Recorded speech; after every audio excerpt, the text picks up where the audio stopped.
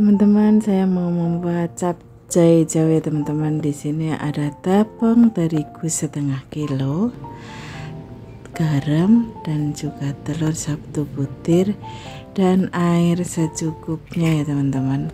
Ini saya aduk sampai merata.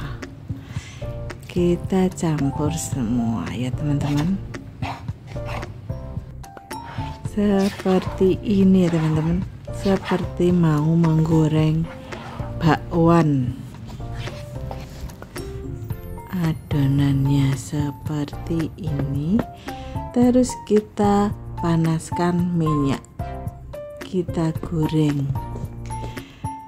Seperti ini teman-teman. Seperti menggoreng bakwan. Jangan terlalu kering ya teman-teman, karena nanti kita akan susah memotongnya, alot seperti ini. Terus kita potong-potong kayak korek api seperti ini teman-teman.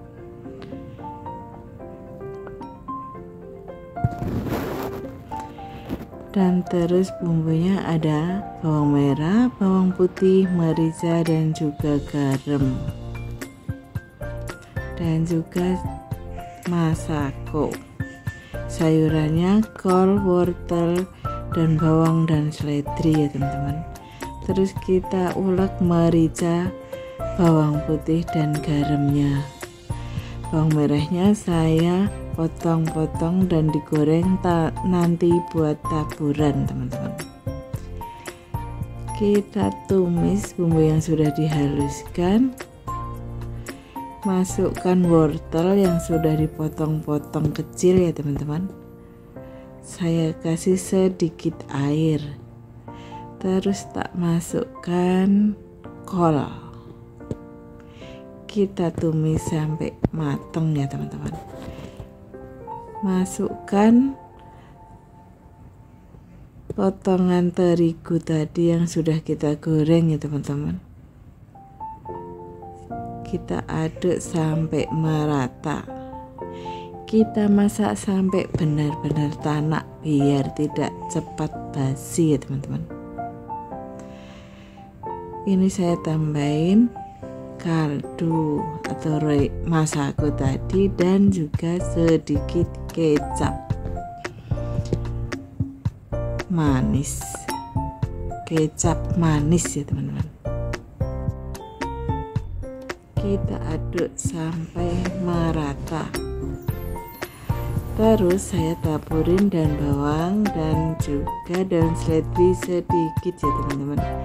Seperti ini biar lebih sedap dan wangi.